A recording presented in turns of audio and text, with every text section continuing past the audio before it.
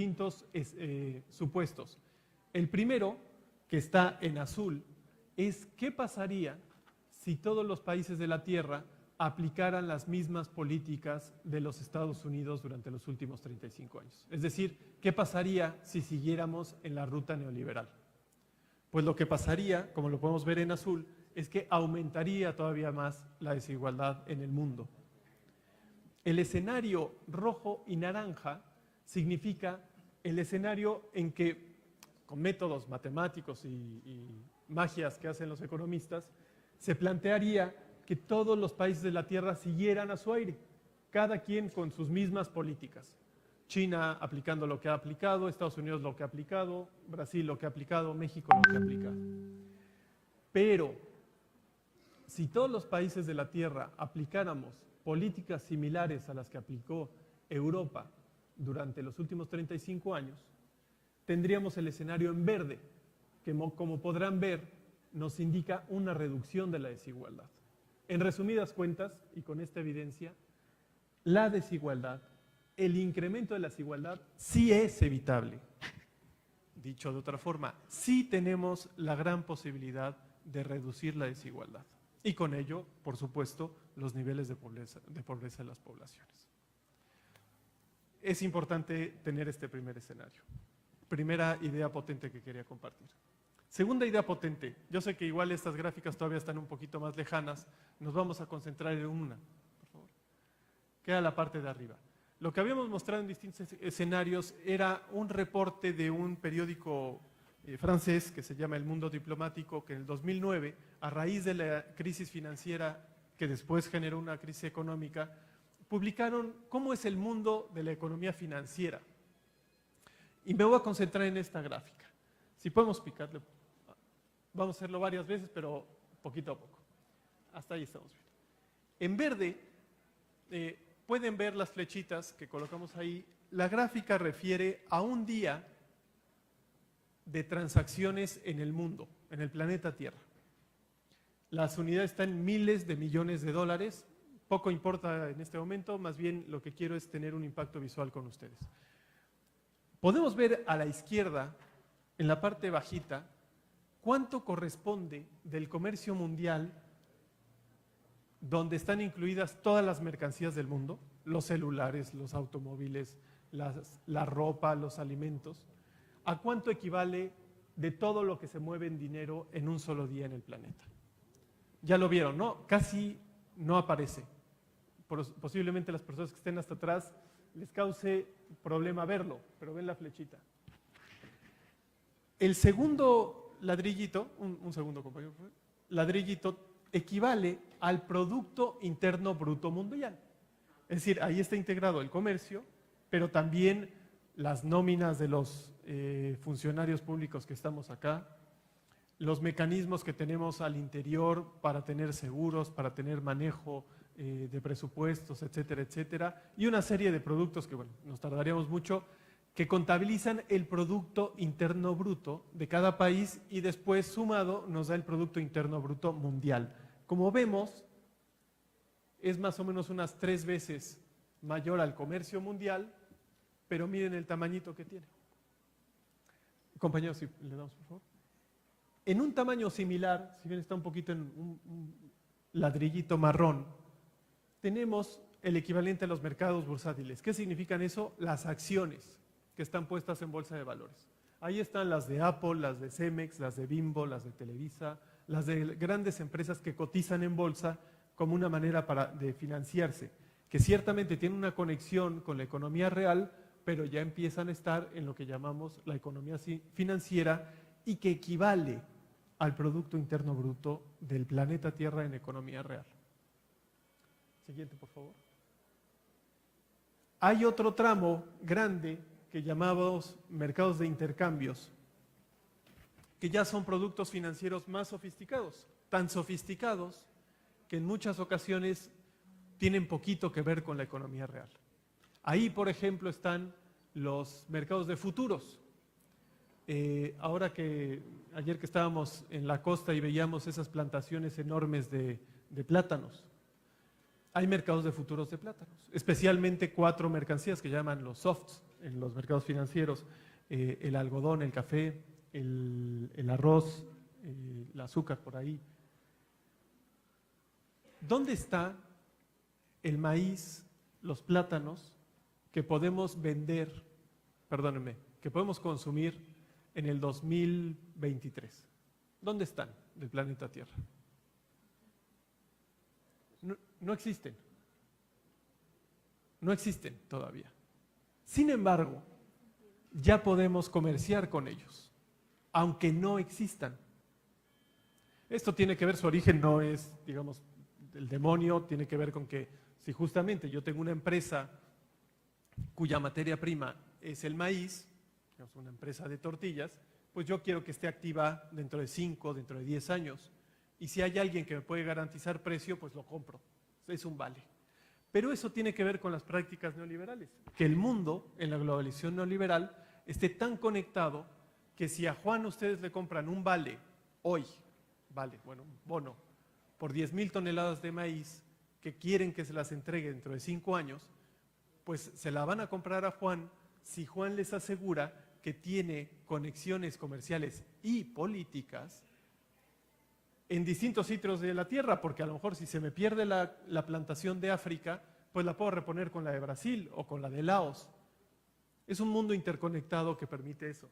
Pero ¿qué hace ciertamente que tengamos participantes en el mercado que compran esos bonos no porque necesitan tortillas, sino porque quieren generar dinero?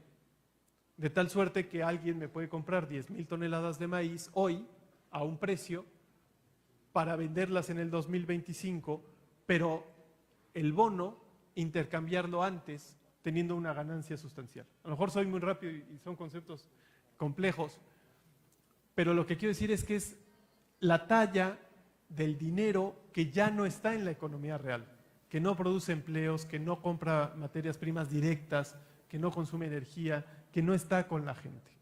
Porque finalmente, y vieron el tamaño, después tenemos los productos derivados, que son productos, por ejemplo, de la deuda de un país que es comprado por un banco y después es intercambiada con otro banco, y con eso hay alguien, a lo mejor en una playa bonita del Pacífico o del Mediterráneo, que ni entiende de ninguno de los procesos, pero le aconsejaron que si ponía el dinero ahí, podía tener más ganancias financieras. Y así está nuestro mundo. Me gusta usar esta gráfica porque, pues bueno, en mi experiencia es de poco conocimiento. El tamaño de la economía financiera contra el tamaño de la economía real. Todos los proyectos productivos que podamos generar en el INAES o en la Secretaría del Bienestar, los presupuestos que pueda autorizar el Congreso de Colima para impulsar tal o cual sector productivo, solo pueden aspirar a abonar en el cuadrito verde. Los dueños del mundo tienen los cuadritos naranja y amarillo. Sí, avanzamos, por favor. Así está concentrado más o menos, y nada más diré una idea. La gráfica de abajo que ven como un electrocardiograma es la historia de la Bolsa de Nueva York, comenzando en 1900 y terminando en 2009. Si ven, la Bolsa de Nueva York ha sido ridículamente pequeña al inicio del siglo XX y es solamente a partir de los años 70 que empiece a crecer, y en los años del neoliberalismo profundo, 90 y adelante, donde se dispara. ¿Qué quiero decir con eso? La humanidad ha sabido convivir por más de 7,000 años sin esto. Yo no digo que lo borremos, lo que digo es que tenemos que generar balances para que nuestro dinero no se vaya, yo digo, a la estratosfera, al mercado financiero, donde ya solamente son muy poquitas manos las que tienen decisión sobre esa riqueza, y más bien regresemos el dinero a la gente. ¿Cómo lo podemos hacer? Ustedes me dirán. Segundo cambio de relato. Bueno, el primero era, no estamos en un país pobre, estamos en un país desigual. Segundo, no es que no haya recursos, los hay, pero están donde la gente no los puede tocar. Tercera idea que quisiera compartir con ustedes, la economía social. Muchas veces se cataloga la economía social como la economía de los pobres, economía pequeñita, economía marginal, economía muy básica.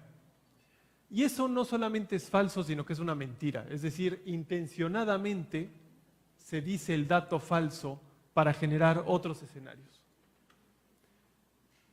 De entrada, ¿qué significa la economía social? Pues una economía que puede estar en cualquier rubro donde hay una necesidad social que atender. Y social tiene que ver con generar lámparas, generar alfombras, o generar autobuses, generar máquinas, o generar alimentos, desde luego. Pero donde la propiedad está dada por quien genera la riqueza, que somos los trabajadores. Voy a explicarlo eso con más detenimiento.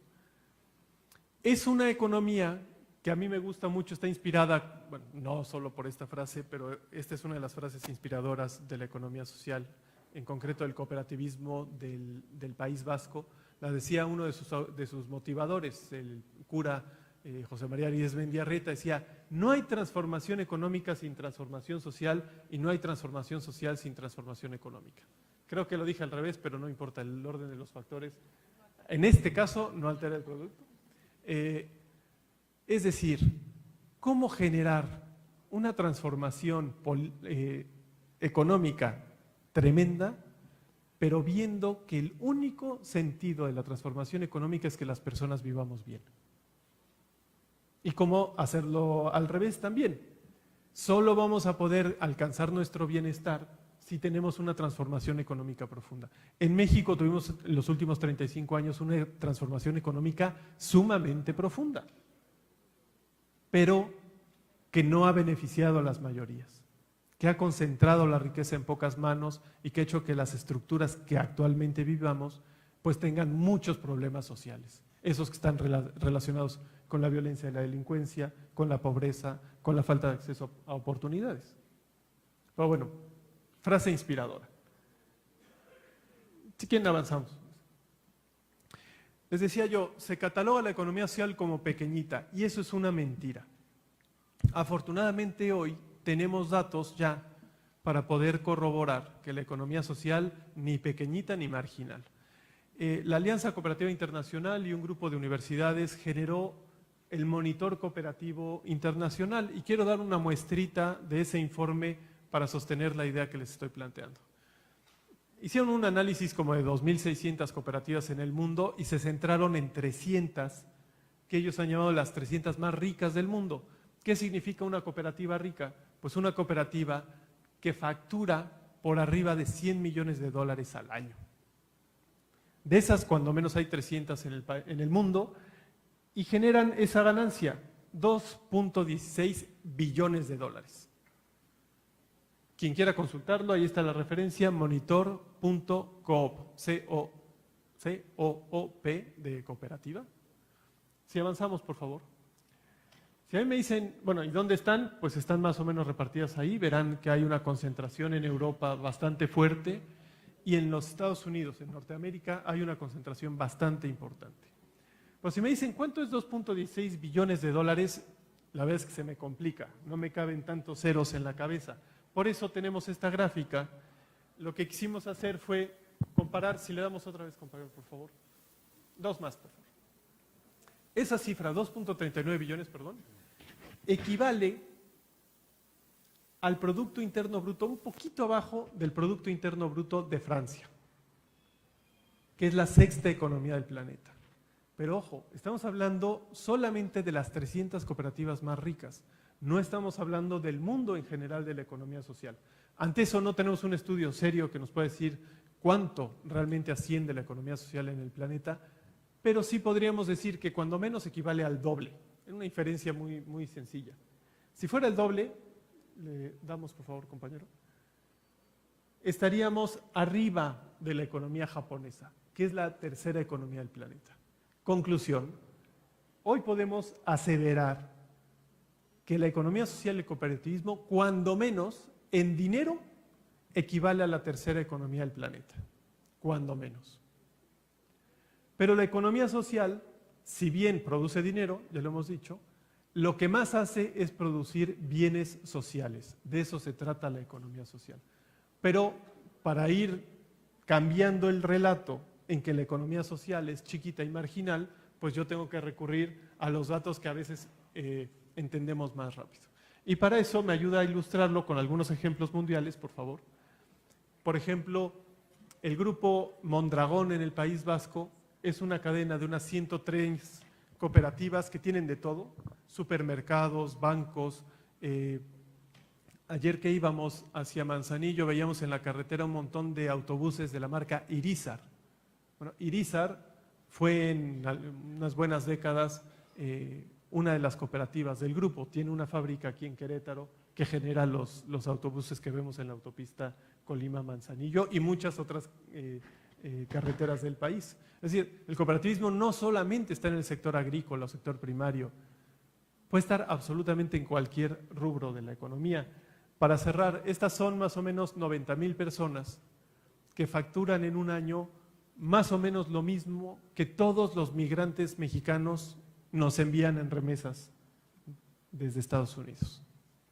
Más o menos 20,000 millones de dólares es lo que factura Mondragón, y el 85% de los trabajadores son dueños de la empresa. No son solo trabajadores, son dueños propietarios de la empresa. Damos otra, por favor.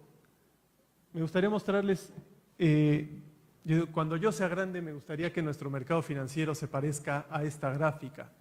Pues lo que les estoy mostrando es el mercado financiero en Alemania. En Alemania, solamente el 10% del mercado está abarcado por banca comercial, de los bancos que conocemos. El resto del mercado, como pueden ver en la gráfica, lo domina la economía social. El 36% son las cajas de ahorro, es esa S que está a la derecha, que es una banca pública. Son bancos donde los propietarios son los ahorradores y el municipio. El 24% son las cooperativas de ahorro y préstamo, que ahí la propiedad del banco es totalmente de las personas, de los ahorradores. Y ya para el resto del mercado financiero se lo dejan a los comerciales. Pero ¿qué quiero expresar con esto para todos, compañeros legisladores? La base económica para el bienestar en un país con un estado del bienestar profundo como Alemania, que se recuperó de 2 guerras en un solo siglo. Que ustedes pueden decir, es que son alemanes. No, los señores perdieron 2 guerras. Su economía la centraron en que no se les fuera un centavo del territorio. Y para lograr eso tenían que ser propietarios las personas del mercado financiero. Y eso es lo que hoy podemos ver con ellos. Seguimos, por favor. En Canadá, en la región de Quebec, surgió algo similar.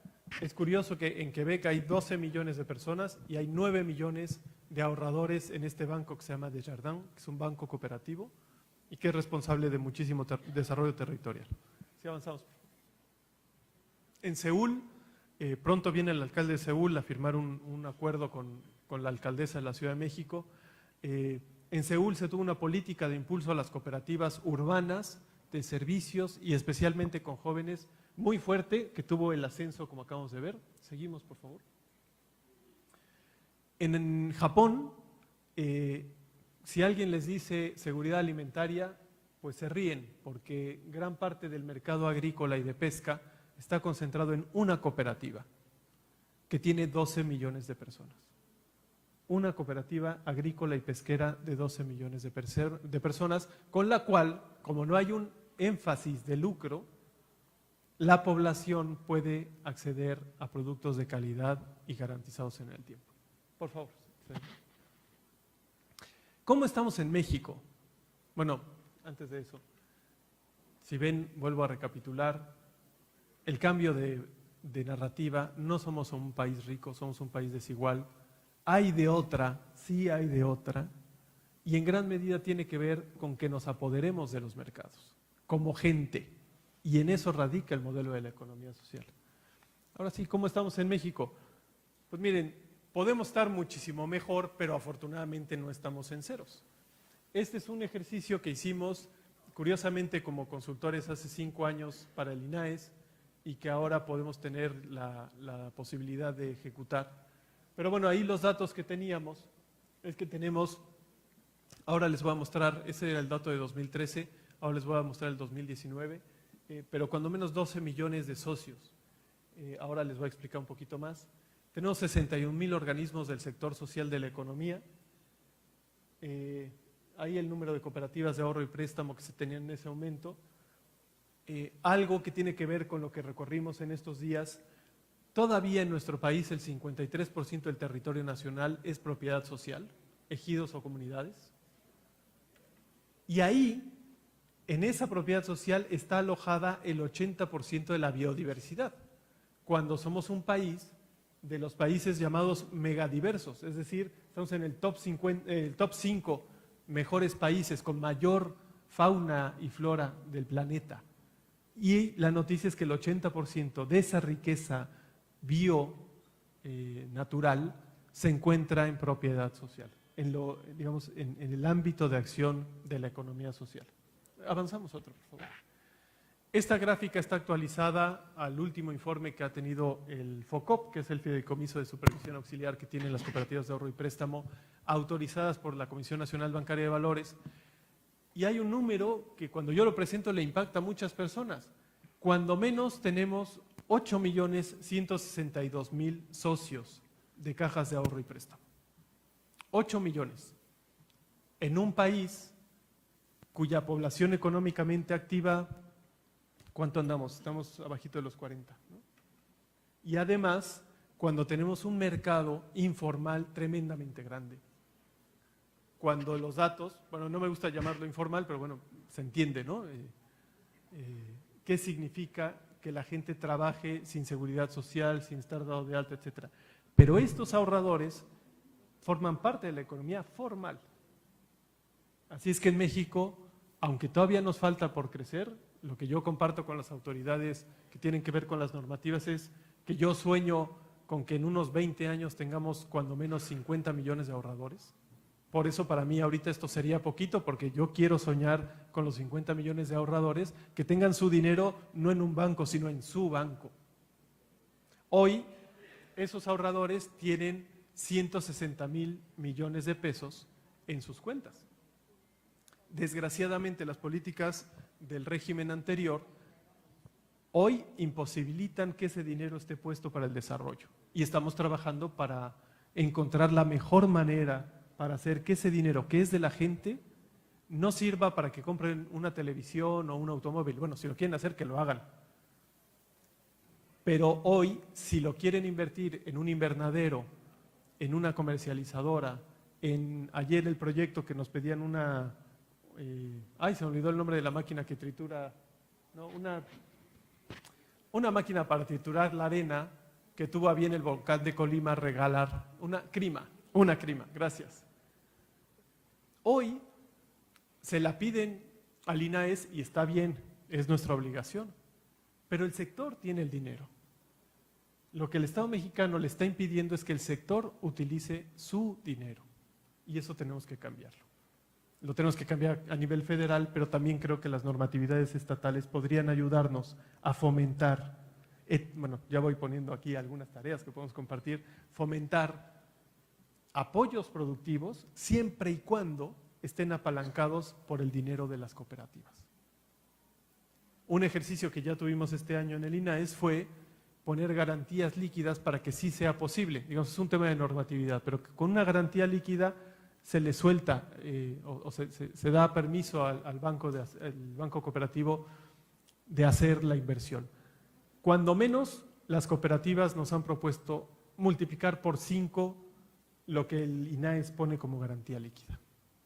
De tal suerte que una convocatoria que más o menos hemos sacado por 35 millones de pesos, cuando menos va a equivaler a 250 millones de aplicación de créditos con buenas condiciones para la producción.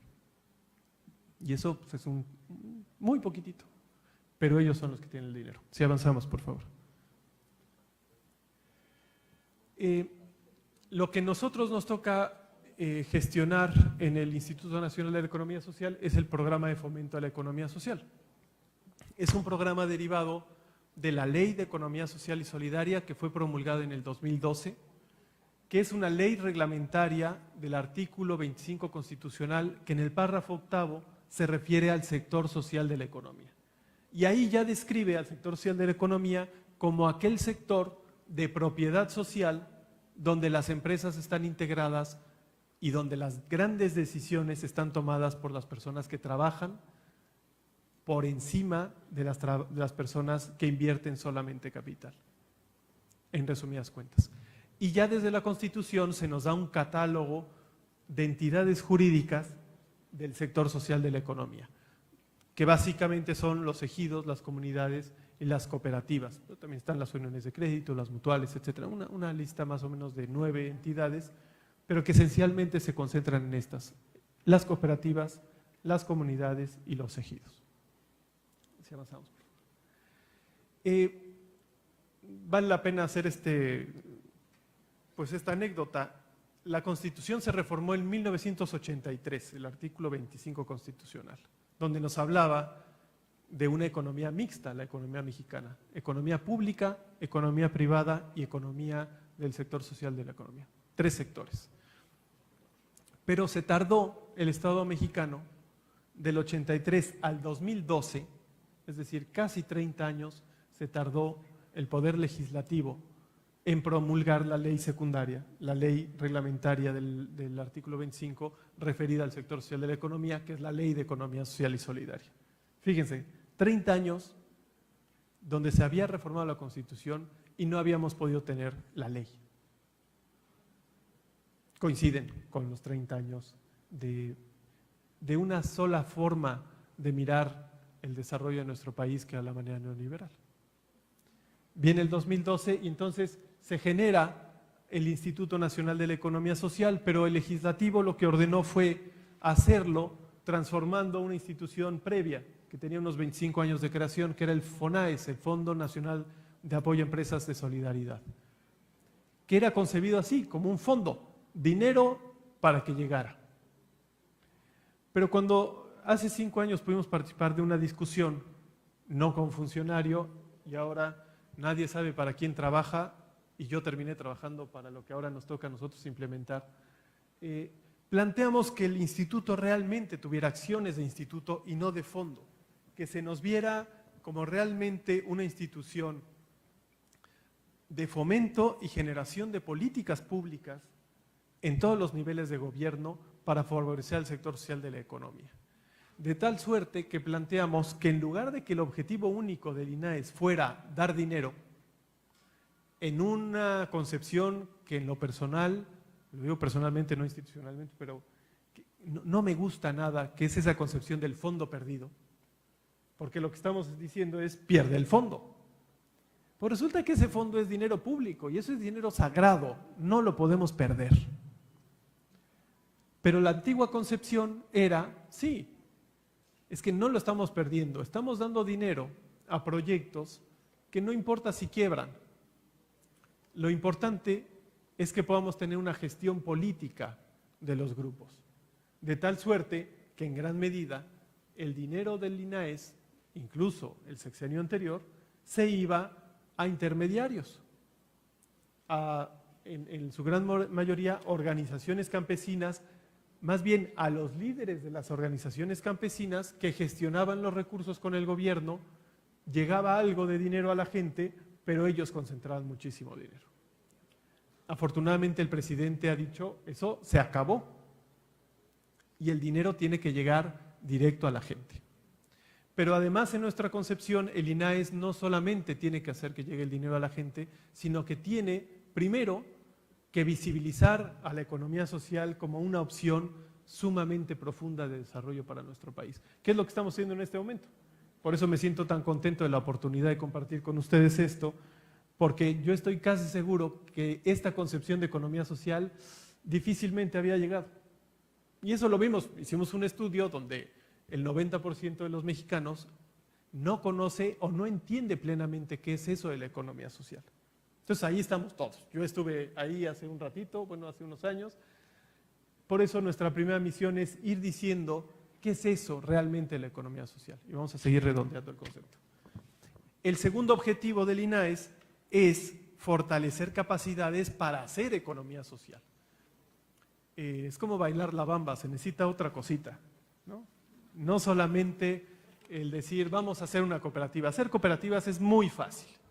Lo realmente complicado es generar cooperativistas. Gente que primero esté convencida de que en lo común nos va mejor. Ejemplo concreto en el campo. El neoliberalismo fraccionó el ejido, hizo que tuviéramos unidades productivas pequeñas y entonces los campesinos compran caro los insumos y como no están asociados tienen poco poder de negociación y venden barato. Terminan subsidiando a las grandes empresas agroalimentarias y a las de fertilizantes y a las de semilla, etcétera, etcétera. Y la mano de obra, el trabajo de la gente es el que menos riqueza tiene. Pero es el que está ahí en la milpa, es el que está ahí en las plantaciones de plátano, es el que está ahí en las actividades pesqueras. Pero compran muy caro y venden barato. La única forma de tener una fortaleza de mercado es agrupándose. Donde la agrupación no es el dinero que ponen, la agrupación y el poder de decisión lo pone el trabajo que aporta cada cual.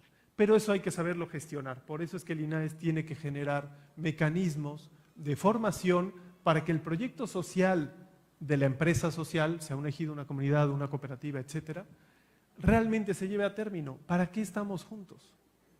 Pero que tenga un componente técnico sumamente exigente. De poco sirve que queramos estar juntos, que queramos colaborar, que filosóficamente estemos alineados, si lo que vamos a producir no tiene quien nos lo compre. Si no es socialmente necesario, si no hemos amarrado las cadenas de comercialización, si no tenemos además un valor añadido, pues ¿de qué nos sirve? Estamos tomándole el pelo a la gente. Necesitamos que las empresas tengan un componente técnico sumamente importante. Y entonces sí, el objetivo 3 es que podamos financiar a esos proyectos que se van generando en el territorio. Y a esos me voy a referir, y con eso cerraré, referido a lo que hemos hecho estos 2 días. El cuarto objetivo es, ya lo he hablado un poquito, tiene que ver con reforzar la banca social para que el propio sector tenga una palanca financiera sumamente fuerte, y ya vimos que en México vamos a crecer más, pero hoy ya tiene un buen tamaño. Y el objetivo 5 es que podamos transformar los mecanismos normativos que hoy impiden o que no favorecen el crecimiento del sector social de la economía. Ese es mi trabajo. Si quieren, avanzamos. Bueno, eso se desarrolla en estrategias, pero mejor se las cuento con ejemplos. Si quieres una más para que dejemos ahí. Y ahorita les digo muchas gracias, pero todavía no termino. Ejemplifico. Hemos estado el día de ayer y el día de hoy visitando algunos municipios del estado, encontrándonos con su riqueza natural preciosa, con estas posibilidades, ¿verdad? Que en 2 días hayamos estado en el puerto, en la playa, en los manglares, en el volcán, en la montaña y en el manantial. Claro, estuvimos mucho tiempo en la camioneta, pero en pocos territorios se puede lograr eso por la talla y por la diversidad. Podemos tener estados pequeñitos o incluso algunos muy grandes, pero que puedes manejar 8 horas y no cambias de ecosistema.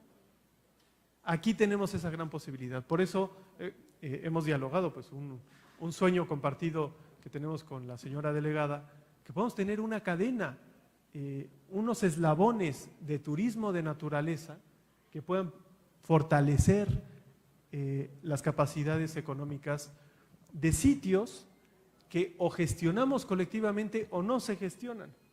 Ayer que estábamos en el santuario de la tortuga de los... el chupadero, perdónenme, es que la palabra... El chupadero. Hablábamos con los pescadores. O sea, ellos... y se les entiende porque es un proceso histórico grande, pero es que necesitamos esto, es que necesitamos aquello, y un poco como si los importantes hubieran llegado a esa mesa. O sea, que nosotros seamos los importantes. Y eso es una mentira. Nosotros somos sus servidores. Y se los decíamos, ustedes tienen lo más importante de esta ecuación, que es su trabajo, su conocimiento y que tienen la responsabilidad de conservar esta área natural protegida. Lo digo de otra forma. ¿Cuánto dinero cuesta preservar una especie de tortuga? O de las que ya desaparecieron, o que ahí me contaban que ciertas especies de cangrejo ya no aparecen, etcétera, etcétera. Tráiganme al hombre más rico de la tierra, que tenga la mejor de las voluntades, y díganle cuánto cuesta hacer aparecer de nuevo a los cangrejos. No hay dinero que pague eso. No hay dinero que pague la preservación de las especies. Y este Estado tiene un rol que jugar muy importante. Y eso o se genera colectivamente en esquemas comunitarios o no se genera. Por la simple y sencilla razón de que los señores me decían que tienen 9 kilómetros de playa que cuidar. Díganme cómo de uno en uno lo vamos a lograr. Tenemos que generar unidades productivas colectivas que tengan claro que es necesario el proyecto social que tienen ahí, vivir ellos en dignidad y cuidar las especies que el Estado mexicano les tiene confinadas, pero si no generamos un flujo económico que haga que esas personas vivan bien, pues entonces va a terminarse destruyendo todo. Lo mismo aplica a las maravillas que vimos hoy en la montaña, con esas zonas naturales protegidas ya colindando con el estado de Jalisco, donde el bosque, ¿cuánto cuesta que los habitantes de Colima se queden sin agua? ¿Cuánto cuesta? Y el agua viene de allá. Entonces, si esos ejidatarios no tienen medios para cuidar el bosque, esta ciudad se va a quedar sin agua. ¿Cuánto cuesta tener agua? ¿Cómo le damos la vuelta a que lo que importa está en otro lado? No está solamente en la cifra económica, que hay que tenerla, desde luego. Yo no estoy diciendo que no, pero hay que tenerla para todos.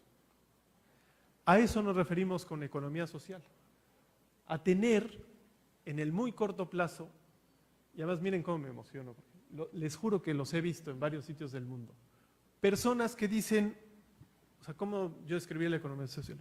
Una persona que dice, yo voy al supermercado, a mi supermercado, donde yo cada año decido con el resto qué queremos que se venda. Decido con el resto si abrimos una tienda más o no. Decido con el resto si de las ganancias mejor nos damos mejores precios a nosotros. Ustedes dirán, este está loco. Pues no, véanlo en Francia, en Alemania, en Canadá, en Suiza solo hay 2 cadenas de supermercados y las 2 son cooperativas. El concepto de las grandes transnacionales que vienen aquí a hacer sus grandes superficies no existe. Porque hay una conciencia plena que ese tipo de economía se lleva el dinero del territorio. Entonces, cuando decimos economía social, es una persona que dice, de mi territorio no voy a permitir que se vaya un centavo. Y si se está yendo a través del consumo, pues genero mi cooperativa de consumo. Y si se está yendo a través de una institución financiera que más bien se lleva el dinero a las acciones o a ganancias a otros países, como hoy tenemos, el 98% de la propiedad de los bancos en nuestro país no es propiedad mexicana, sino extranjera, y se llevan ganancias equivalentes a 5 veces el presupuesto de la Universidad Nacional Autónoma de México. Que pudiéramos ser esas personas que decimos, no, el banco, si va a generar dinero es para que se quede en mi comunidad. Y lo mismo la producción. Si yo voy a estar poniendo lo más importante de la vida, que es mi trabajo, ¿por qué no voy a decidir sobre mi lugar de trabajo? Y esa es la cooperativa de producción. Cierro con un ejercicio rapidísimo para entender por último la economía social. Por favor, levante aquí la mano quien, si yo les dijera, ¿quién tiene de aquí 100,000 pesos para mañana invertir en una fábrica, en una producción? ¿Quién tiene 100,000 pesos?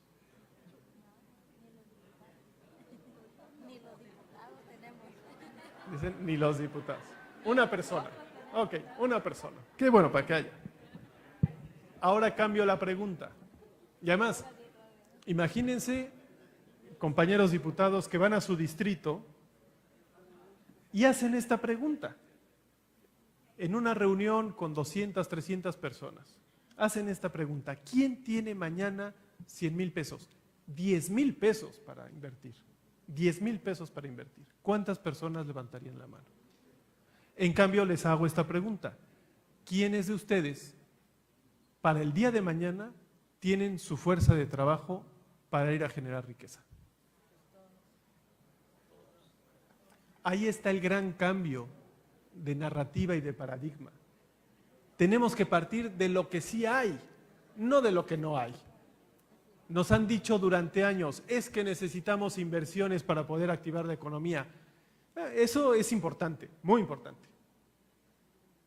Pero tenemos que hacer más bien procesos organizativos que hagan que el trabajo de la gente, que sí hay, pueda determinar claramente dónde sí hay que poner el dinero para ser altamente eficientes, y entonces eso detone un brinco social potente, transformando económicamente a las comunidades.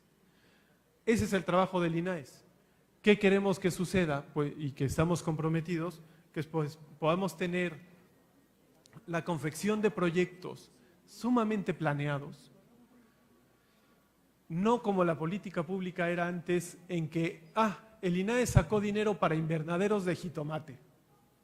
¿Y qué se necesita? Pues que sean 10 los productores. Entonces había un vivo que se enteraba de eso, el coyote, y entonces recolectaba 10 credenciales del IFE en su momento, del INE, desarrollaba el proyecto, fírmale, lo metía al INAES, bajaba el dinero para el invernadero, que nadie ni quería hacer, ni sabía hacer, ni nada. Pero, como eso es lo que bajaba el proyecto, pues órale, éntrale. ¿Y luego qué pasaba con los invernaderos? Nada. ¿No? Y al contrario, después ya la gente estaba peleada, estaba endeudada, estaba adquiriendo responsabilidades. Tenemos que trabajar al revés. Tenemos que generar procesos sumamente planeados, sumamente dirigidos, no generando cooperativas, sino acompañando cooperativistas, haciendo que la mentalidad de la gente cambie primero, porque si no cambia la mentalidad, no cambia nada. Y la primera parte es que nosotros, las personas, somos la clave del desarrollo económico.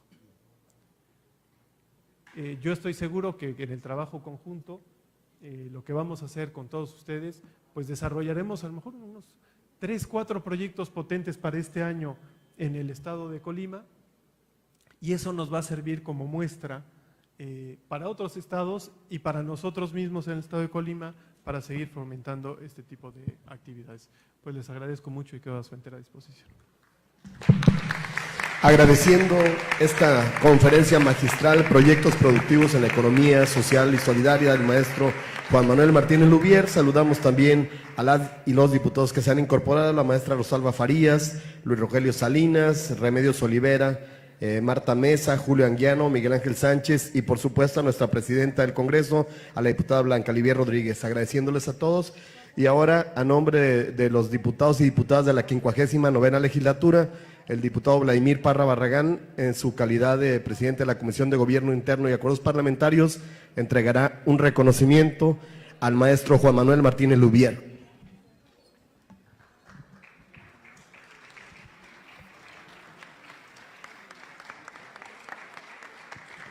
El reconocimiento dice a la letra: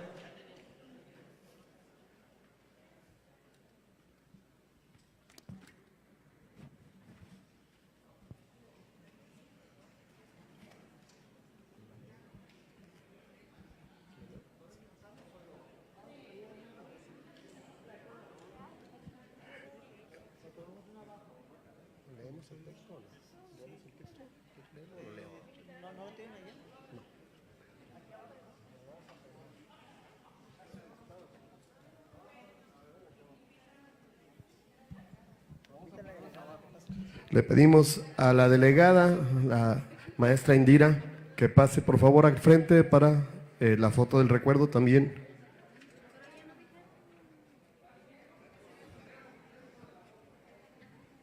El texto dice lo siguiente: el Congreso del Estado de Colima otorga el presente reconocimiento al licenciado Juan Manuel Martínez Lubier por impartir en el Pleno del Congreso del Estado de Colima la conferencia magistral Proyectos Productivos en la Nueva Economía Social y Solidaria. Y firman la diputada Blanca Livier Rodríguez Osorio, presidenta de la mesa directiva, y los diputados Luis Rogelio Salinas Sánchez, Vladimir Parra Barragán y Francis Anel Bueno Sánchez.